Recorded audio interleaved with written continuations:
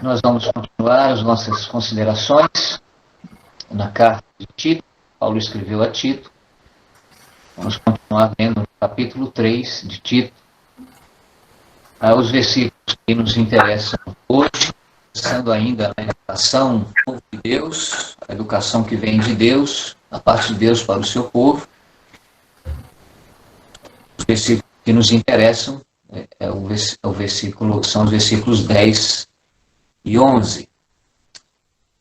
Versículo 10 de Tito 3 diz assim: ao homem herege, depois de uma e outra admoestação, evita-o, sabendo que esse tal está pervertido e peca, estando já em si mesmo condenado.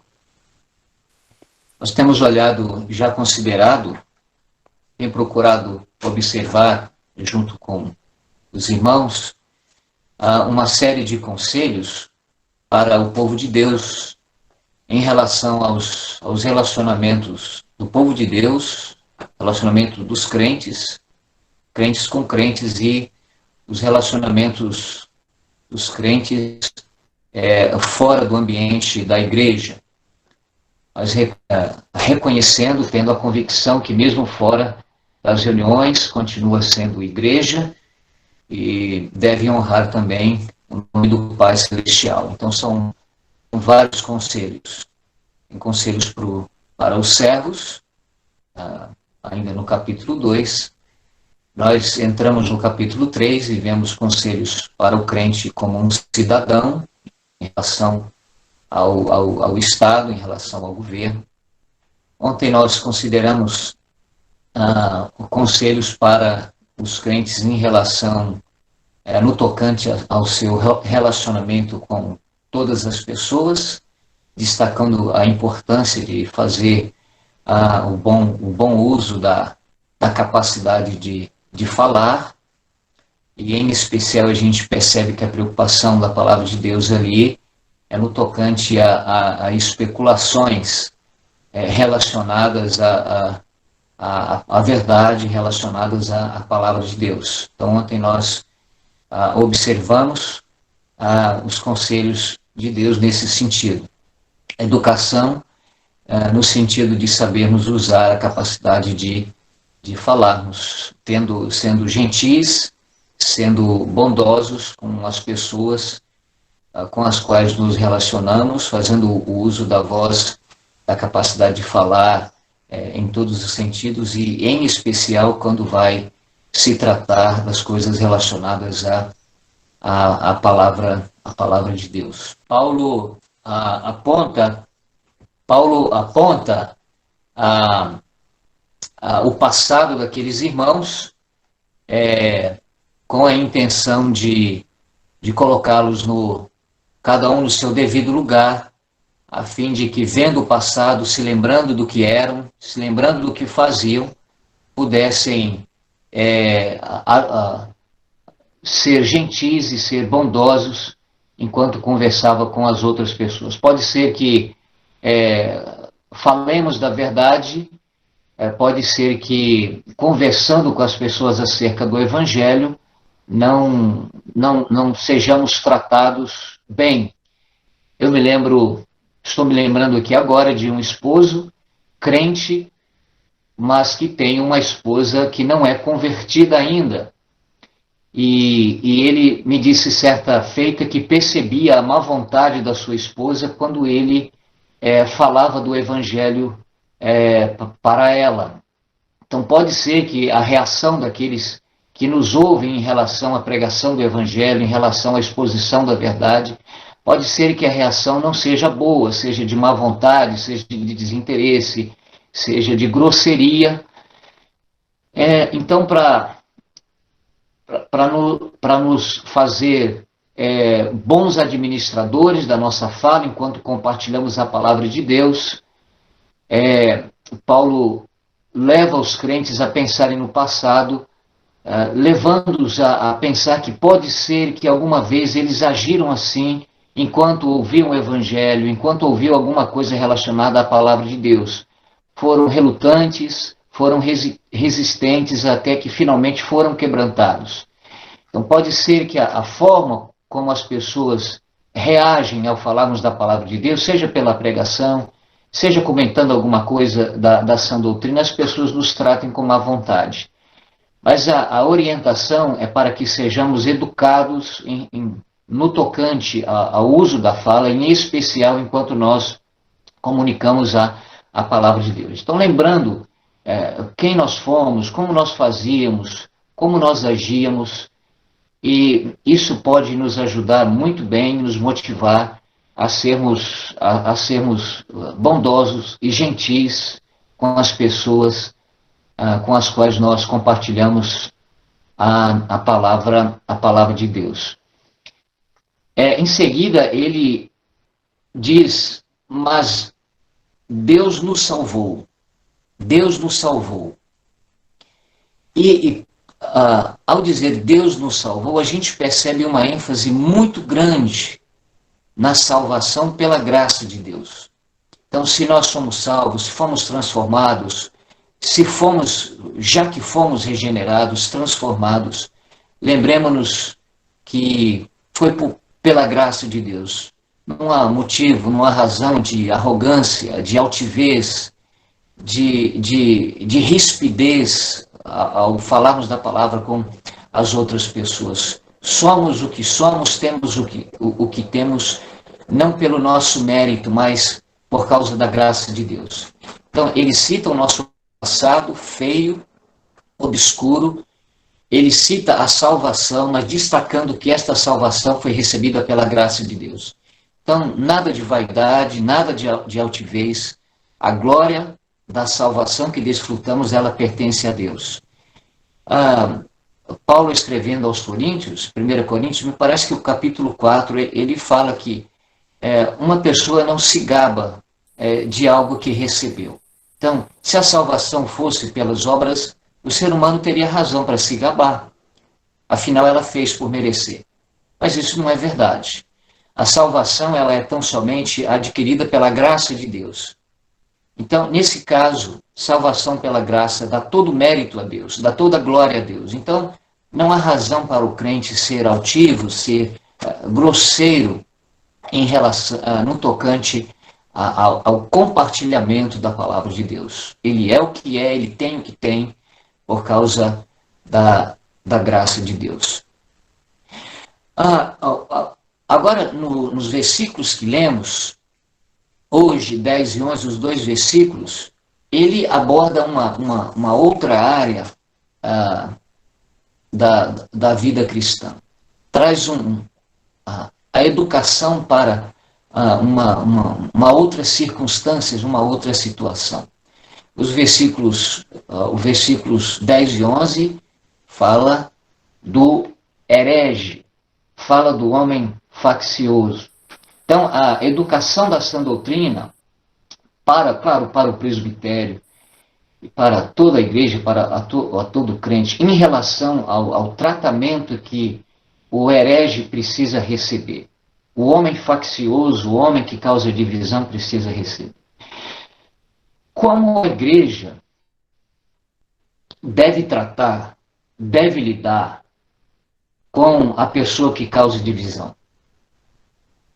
Como a igreja deve tratar com o homem herege? É a mesma coisa, a pessoa que causa divisão. Qual a educação que Deus dá à sua igreja, ao seu povo, no tocante a esse assunto especificamente? Então, nós temos nos versículos 10 e 11 essa educação. Então, Deus deseja que as suas igrejas, as igrejas que ele tem reunido em várias localidades, deem o tratamento adequado àquele que causa divisão, aquele que é chamado aqui de herege.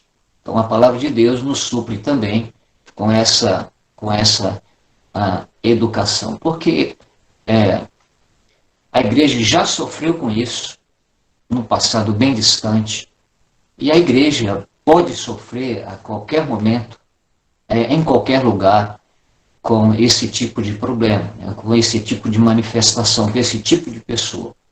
Uma pessoa facciosa, uma pessoa que cause divisão no meio do povo de Deus. Então, pensando nisso, a primeira coisa que a gente precisa saber, precisa aprender, é identificarmos o herege.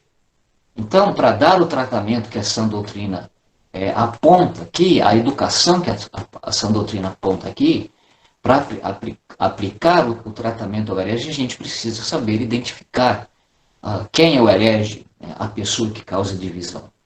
Então, a gente poderia começar a considerar o significado da palavra, né, heresia. Então, a heresia, ela significa simplesmente uma opinião. Então, esse é o sentido básico, esse é o sentido simples da palavra heresia. Simplesmente uma opinião, a opinião de uma pessoa, né? Uma opinião.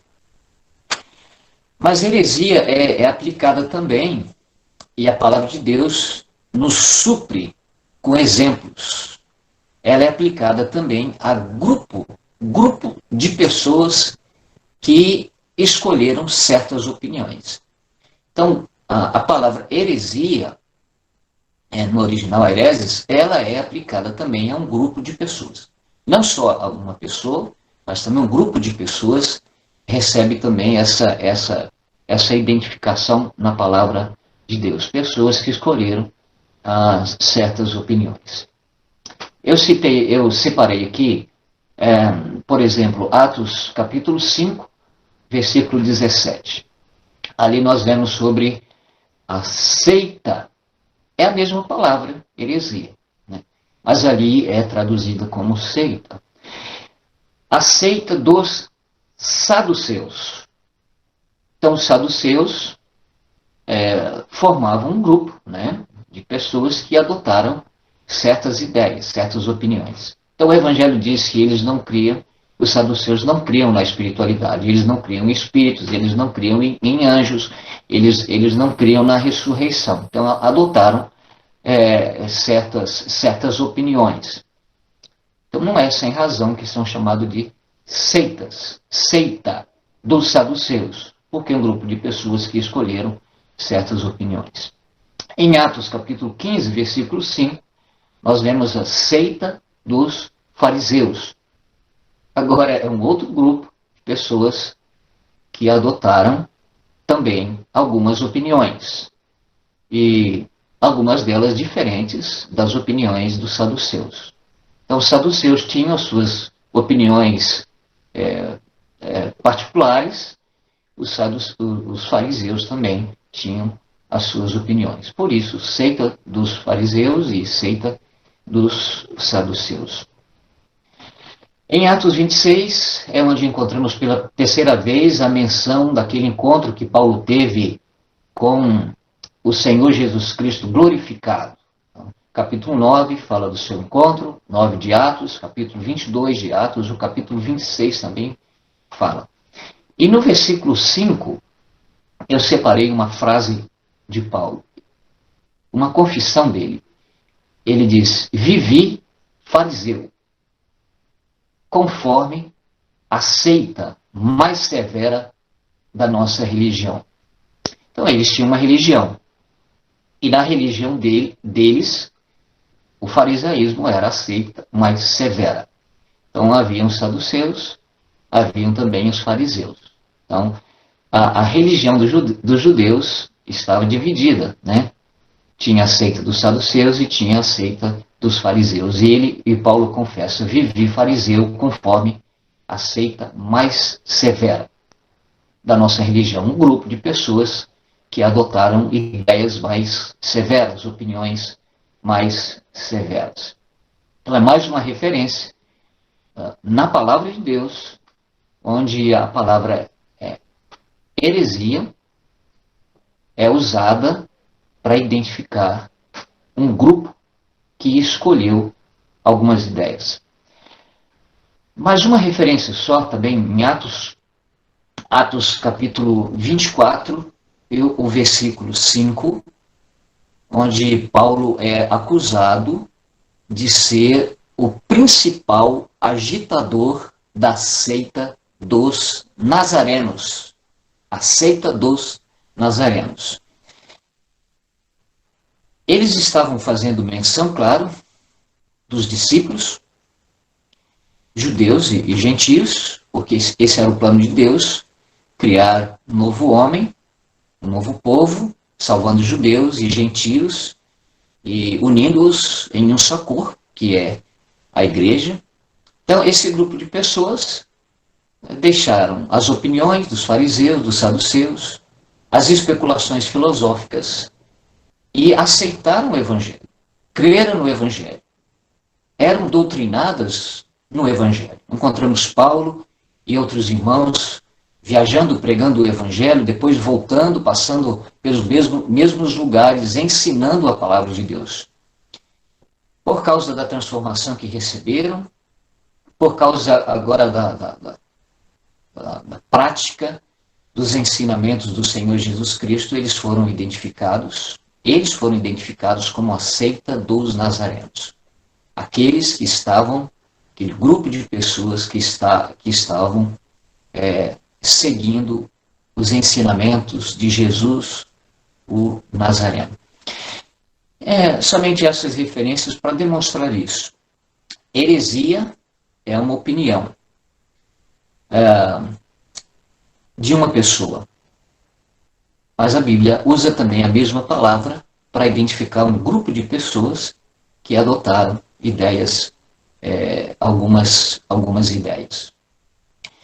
Ainda que a palavra heresia seja usada sem um significado ruim em alguns contextos, significando apenas opinião, a gente precisa considerar que, no contexto de igreja, a heresia pode trazer graves consequências.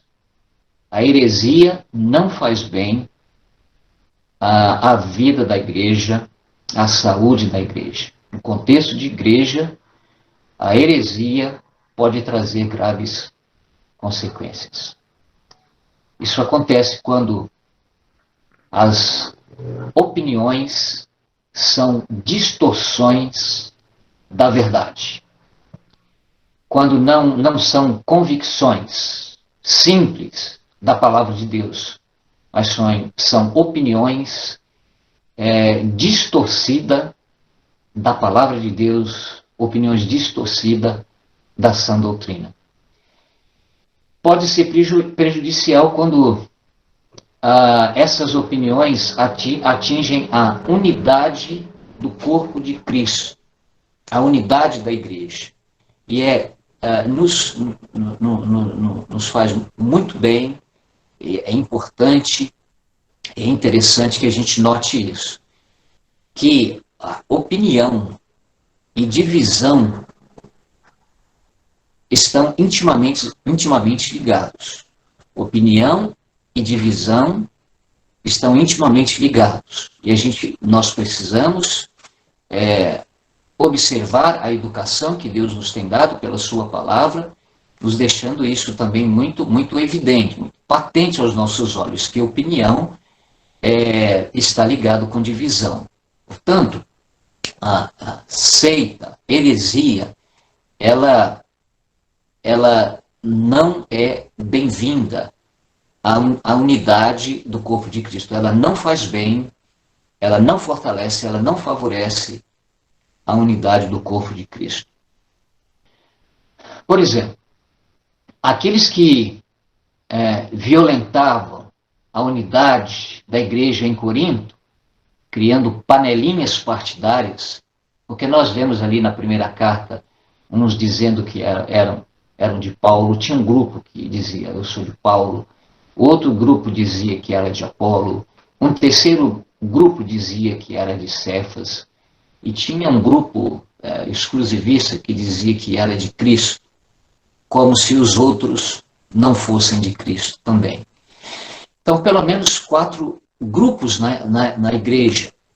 Aquela igreja criou panelinhas partidárias. Um preferia um, outro preferia outro, um terceiro preferia outro ainda, e o quarto grupo dizia que era de Cristo. Então, essas panelinhas partidárias em Corinto violentavam a unidade da igreja. E Paulo usa exatamente essa palavra para qualificar a atitude daqueles irmãos. Eles eram hereges. 1 Coríntios 11, 19, eu separei parte desse versículo, diz assim, porque até mesmo importa que haja partidos, é a mesma palavra, até mesmo importa que haja partidos entre vós. É uma ironia, ele diz, para que também os aprovados se tornem conhecidos em vosso meio. Evidentemente, os aprovados não eram aqueles que criavam partidos. Os aprovados eram aqueles que evitavam opiniões, evitavam qualquer coisa que pudesse ferir a unidade da igreja, indo contra a obra de Cristo, a obra reconciliadora do Senhor Jesus Cristo. Então, notem os irmãos isso. As panelinhas partidárias em Corinto foram qualificadas como heresia, porque atentava contra a unidade do povo de Deus.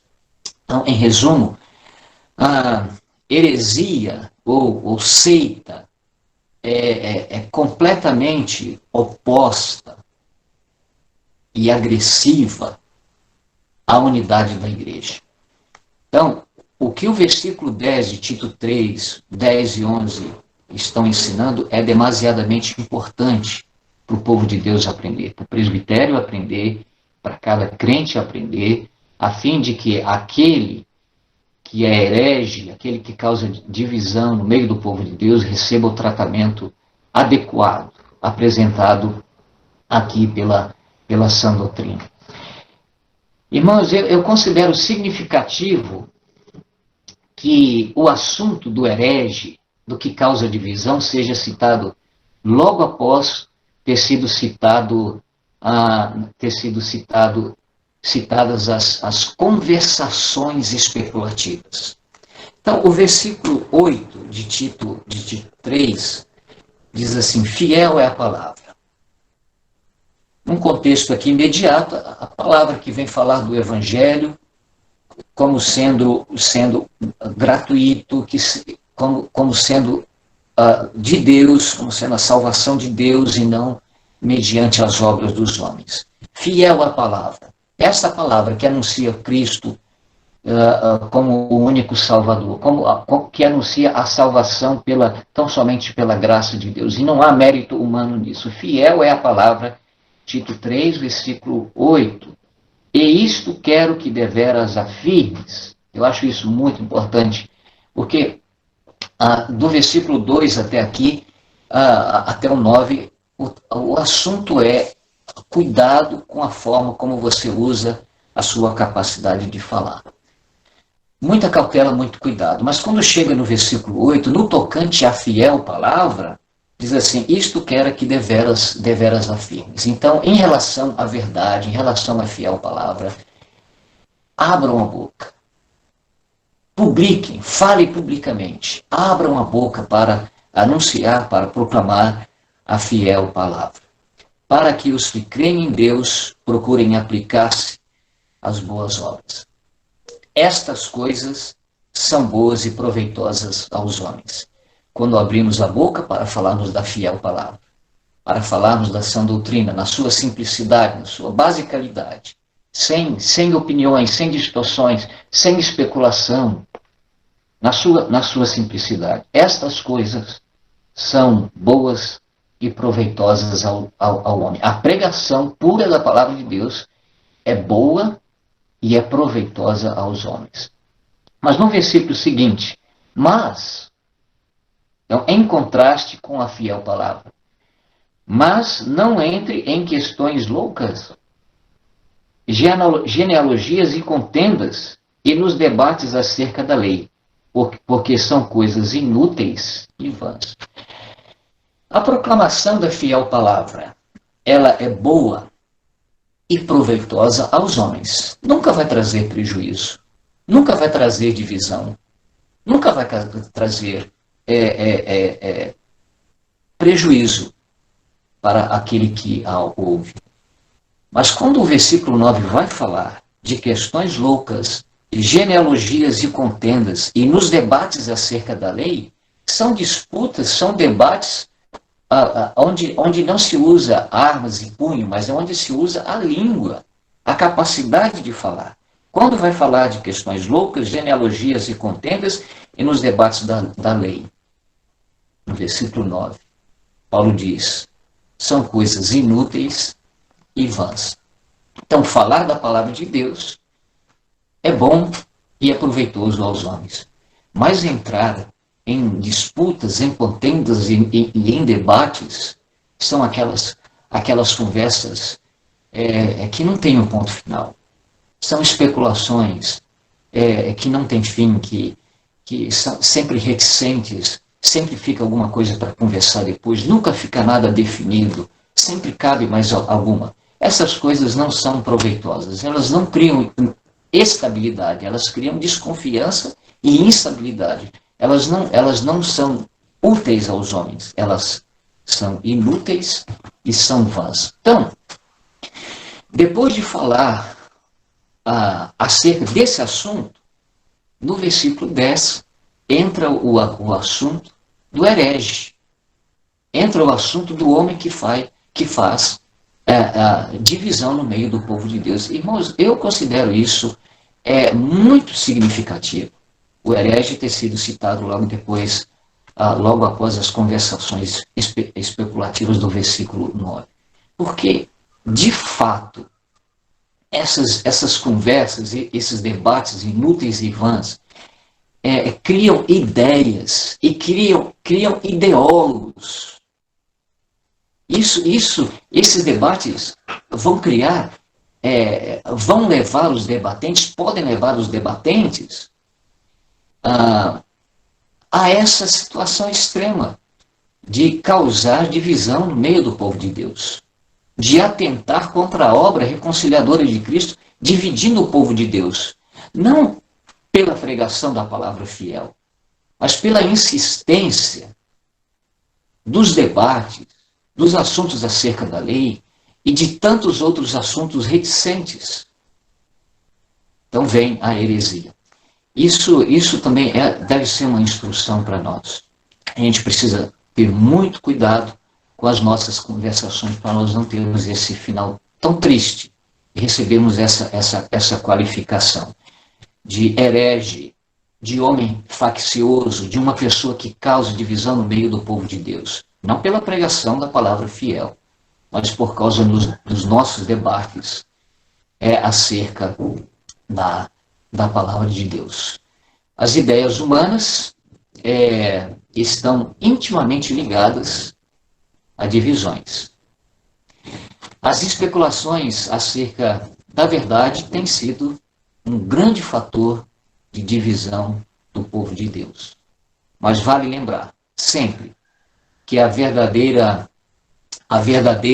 fé, a verdadeira pregação, ela não divide os homens, ela não traz partidos para o povo de Deus, pelo contrário, ela une o povo de Deus.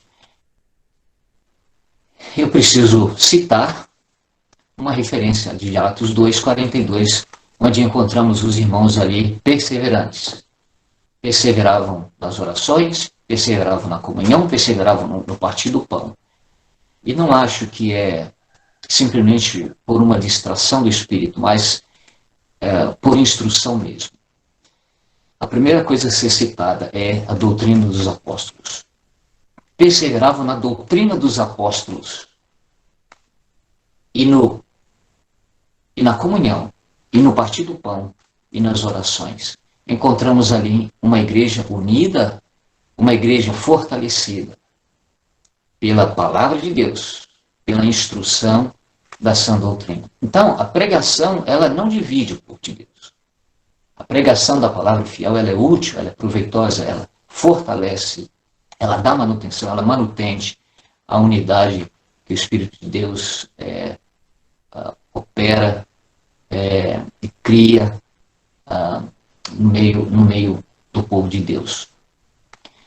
Na companhia dos presbíteros da igreja em Éfeso, e já se despedindo deles em Atos capítulo 20, Paulo pede aos presbíteros que fossem cautelosos no cuidado da igreja. Ele diz, pois, que na sua ausência, lobos se infiltrariam naquela igreja. E até mesmo pessoas do contexto da igreja se manifestariam, falando, olha aí o problema da fala, falando coisas pervertidas. Então, num vácuo de autoridade, né, o que ele fala? Pois, na minha ausência, surgirão, então, um vácuo de autoridade. E agora ele está chamando aqueles presbíteros à autoridade. Então, o vácuo de autoridade é muito perigoso, pois no vácuo de autoridade, gente do contexto da igreja, como também pessoas de fora, podem se infiltrar falando coisas pervertidas, aproveitando o vácuo de autoridade, o vácuo de governo, falando coisas pervertidas. E Paulo, falando àqueles presbíteros, disse que eles falariam coisas pervertidas, não sem objetivo. Ele diz, para atraírem discípulos para si mesmos. Não fazer discípulos de Cristo, trabalhando para a unidade, mas falando coisas pervertidas, a fim de atraírem discípulos para si mesmos. Isso é heresia. Isso é facção. Isso é divisão. E é notável que a maneira como gente do contexto, como Paulo está advertindo, os advertiu os presbíteros, e gente de fora, a maneira que essas pessoas usariam para dividir o povo de Deus seria através da pregação, do comentário de coisas pervertidas. Então, isso é notável. Os partidos seriam criados a partir dos ensinos distorcidos. Não a sã doutrina, mas os ensinos distorcidos. E Paulo chama a atenção daqueles presbíteros nesse sentido. Aí nós vamos em 2 Timóteo 2, Paulo escreve a Timóteo, e Timóteo tinha sido recomendado por Paulo para ficar em Éfeso, né? O lugar onde moravam aqueles presbíteros. E em 2 Timóteo 2, 16 a 18, nós verificamos que Paulo, como bispo que era, no meio do povo de Deus, estava certo em ter advertido aqueles presbíteros nestes termos. Porque foi exatamente isso que aconteceu. 2 Timóteo 2, no versículo 14, diz, recomenda estas coisas, dá testemunho solene a todos perante Deus, para que evitem contendas de palavras que para nada aproveitam, exceto para a subversão dos ouvintes. A recomendação dele para Timóteo, ensinar os crentes a evitarem contendas de palavras. É exatamente o que Paulo pediu para Tito também. Evitem contendas de palavras que para nada aproveitam, exceto para a subversão. Não a edificação, não o fortalecimento, não a manutenção da unidade, mas para a subversão dos ouvintes. Subversão por meio das contendas de palavras. No versículo 16 de 2 Timóteo 2 ainda, evita igualmente falatórios inúteis e profanos, pois os que deles usam passarão a impiedade ainda maior. São comentários simples, parecem ingênuos, inocentes, mas a coisa não fica só neste tamanho. Passarão a impiedade ainda maior aqueles que insistem com esses falatórios inúteis e profanos. Versículo 17. Além disso, a linguagem deles, daqueles que lançam a mão desses falatórios inúteis e profanos, que subvertem os ouvintes, subvertem a igreja, além disso, a linguagem deles corrói como câncer, entre os quais se inclui Himeneu e Fileto. Estes se desviaram da verdade, asseverando que a ressurreição já se realizou. Eu imagino que o discurso, os comentários, os debates acerca do assunto da ressurreição deve ter começado de forma simples, de forma básica. Mas uma vez que se perde tanto tempo com as especulações, a coisa não vai terminar bem, como não terminou. Estes se desviaram da verdade, asseverando que a ressurreição já se realizou. Em Corinto, haviam pessoas que diziam que não existia ressurreição. Agora, em Éfeso, apareceram pessoas, e pelo menos duas delas são citadas aqui pelos seus nomes, talvez os líderes desses debates, dessas conversações inúteis. Na primeira carta, Paulo fala de Himeneu e Alexandre. Aqui nós lemos de Himeneu e Fileto. Pode ser que Alexandre tenha recebido o tratamento e se arrependeu, voltou à boa consciência dele, mas Himeneu continuou no erro, e agora encontramos outra pessoa na sua companhia. Estes se desviaram da verdade, asseverando que a ressurreição já se realizou. Resultado, estão pervertendo a fé alguns.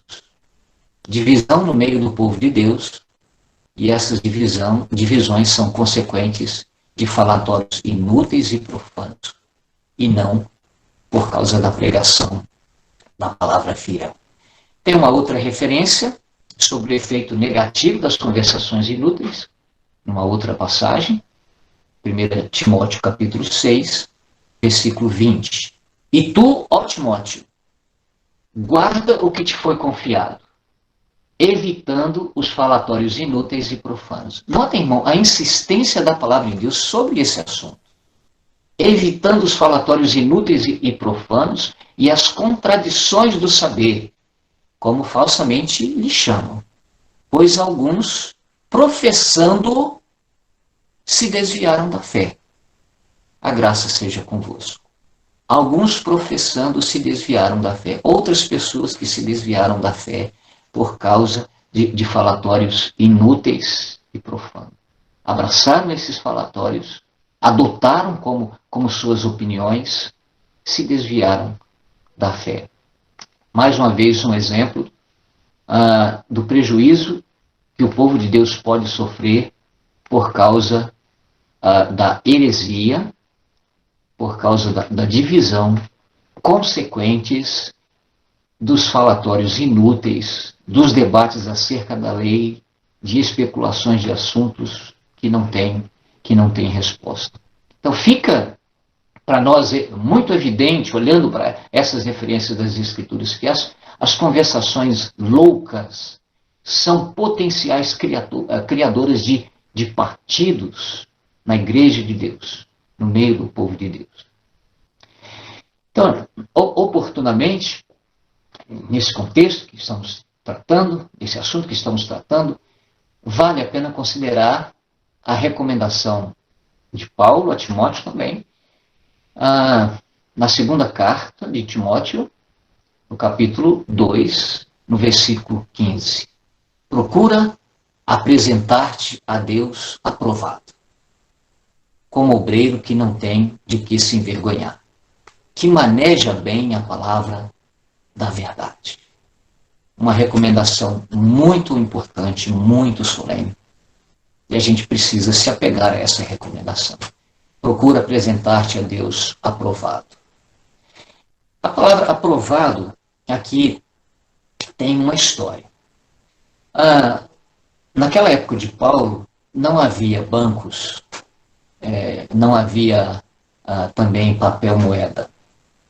Bancos onde se guarda dinheiro, onde são feitas transações, né, financeiras. Não havia bancos e também não existia papel moeda. O dinheiro era cunhado em moedas de metal. Né? Então se pesava o metal, era derretido, era pesado, e o metal era lançado numa forminha. E e tinha um peso específico e tinha um valor específico, o valor correspondente. Mas o que alguns faziam? Pegavam essas moedas e cortavam pequenas partes da moeda. Tirava do peso da moeda. Né? Talvez um pequeno desgaste, talvez uma tira pequenininha, mas estavam tirando do peso da moeda. Estavam interferindo no valor da moeda. Então, a moeda tinha um valor, mas o peso não era correspondente àquele valor. As pessoas estavam roubando, tirando do valor da moeda. Mas os cambistas honestos, que não aceitavam esse tipo de prática, de atitude, eles rejeitavam essas moedas. Eles rejeitavam essas moedas, porque percebiam que haviam tirado do peso dela, haviam tirado da moeda. E esses homens eram chamados de dokmos. Eu acho que a pronúncia é essa. Se não for, é assim que se escreve. E é traduzido aqui aprovado. Então, procura apresentar-te a Deus aprovado. Então, quando a gente lê agora aprovado, vamos lembrar dessa história? Aquelas pessoas que não tiravam do peso da moeda, que zelavam pelo peso da moeda, não tiravam do valor da moeda, eram chamados de aprovados. Então, procura apresentar-te a Deus aprovado, que não tira das Escrituras o valor que ela tem. Como obreiro que não tem de que se envergonhar. Não tem do que se envergonhar porque não distorce a palavra de Deus. Não tem do que se envergonhar porque não tira da palavra de Deus o valor que ela tem. E não dá à palavra de Deus uma pecha que ela não merece. Procura apresentar-te a Deus aprovado, dokmos, como alguém que não aceita uma desvalorização da palavra de Deus, nada menos que a palavra de Deus, como obreiro que não tem de que se envergonhar. A vergonha de ser acusado de distorcer a Bíblia, a vergonha de ser acusado de desvalorizar a palavra de Deus, a vergonha de ser acusado de ser um herege no meio do povo de Deus por causa das especulações. Procure apresentar-te a Deus aprovado, como obreiro que não tem de que se envergonhar, que maneja bem a palavra da verdade. Percebam que está dentro do assunto que nós estamos tratando, que maneja bem a palavra da verdade. Então, essa palavra aí, manejar, significa cortar reto. Cortar reto. A doutrina de Deus trata de vários assuntos. Então, a sã doutrina tem vários assuntos. Assuntos diferentes, assuntos específicos. E a gente precisa cortar reto. Considerando cada assunto no seu contexto. Cada assunto no seu devido lugar, cortando reto. Não tirando o texto do seu contexto, não pegando versículo isolado para criar ideias, mas cortando reto, tratando cada assunto do seu contexto e da forma como a palavra de Deus vem a ensinar. Depois de identificado, já caminhando para o final, em segundo lugar, o herege identificado é aquele que não está comprometido com a pregação da palavra fiel, mas sempre apegado em debates acerca da lei, acerca de filosofia, sempre assuntos reticentes. Então, uma vez identificado, aquele que causa divisão no povo de Deus, ele precisa ser admoestado. Ele precisa ser treinado. O versículo 10 diz: ao homem herege, depois de uma e outra admoestação. Então, em segundo lugar, depois de identificado, ele precisa ser admoestado. E admoestado aqui não tem simplesmente aquele sentido de sentar ao lado dele para dar conselhos.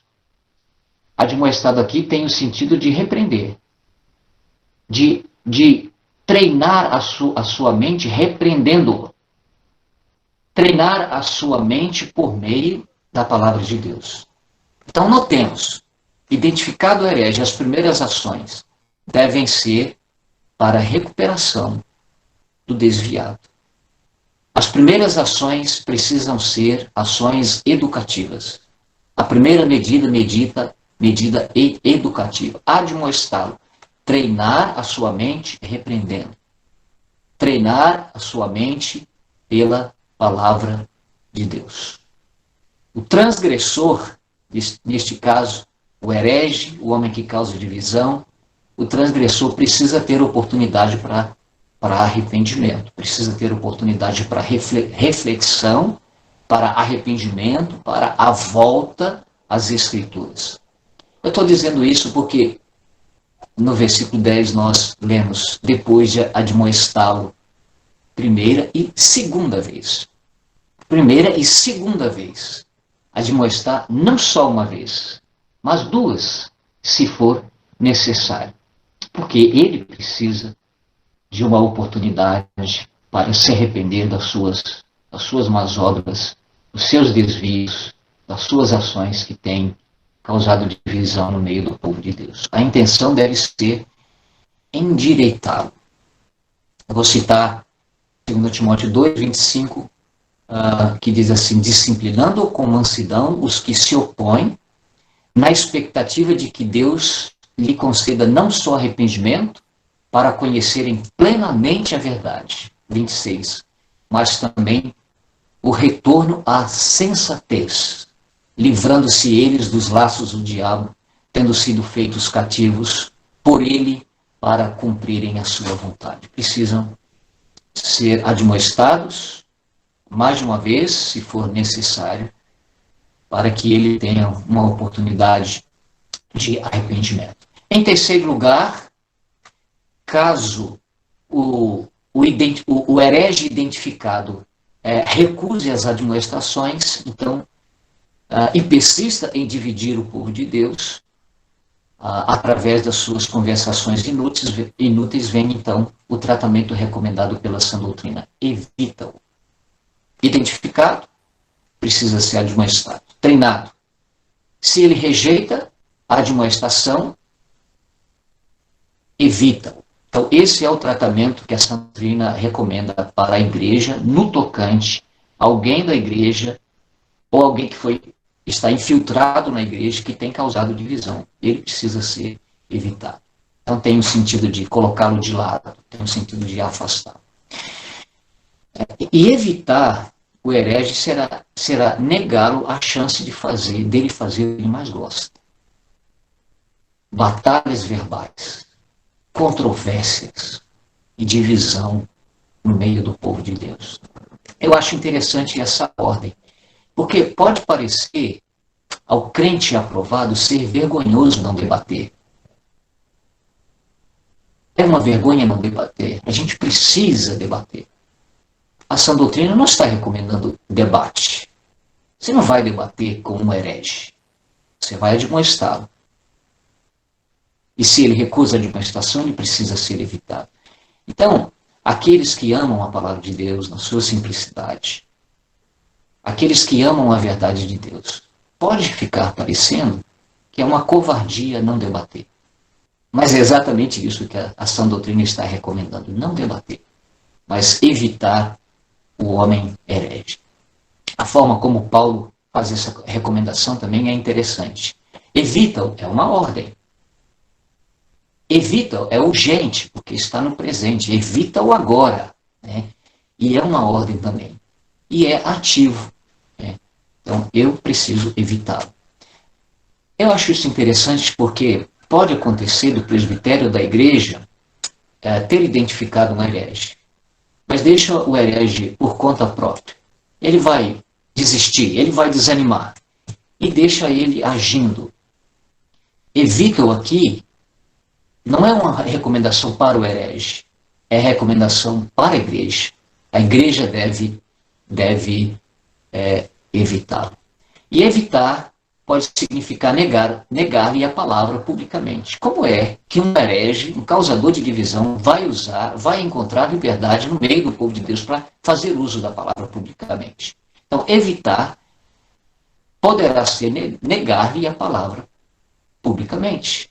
Pode ser também negar-lhe qualquer oportunidade particular para conversar sobre as suas opiniões. Então, pode ser que ele não tenha liberdade para pregar com a igreja reunida, mas pode acontecer das famílias, as famílias aceitarem essas pessoas em casa para ouvir os seus debates, para ouvir as suas opiniões.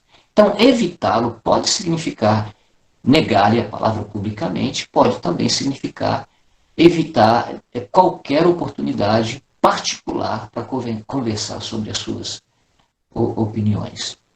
E eu queria observar que o tratamento é evitar, mas pode chegar ao extremo de ter que excluir o homem faccioso do ambiente da igreja. Digo isso porque foi exatamente o que Paulo fez.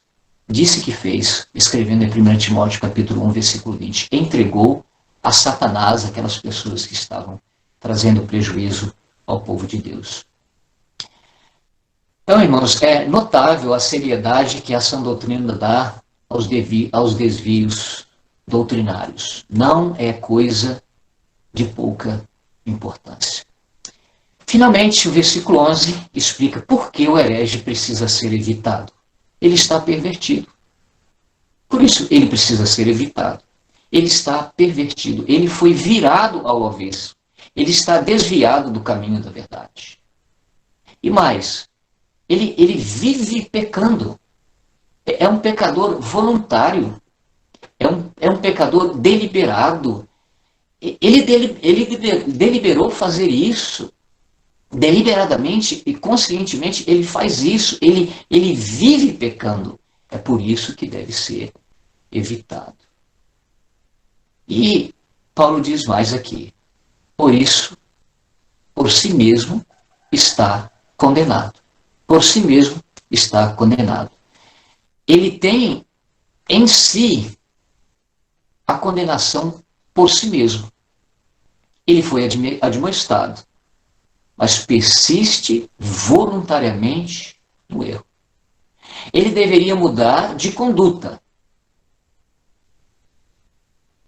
pelo menos por ter sido admoestado mais de uma vez.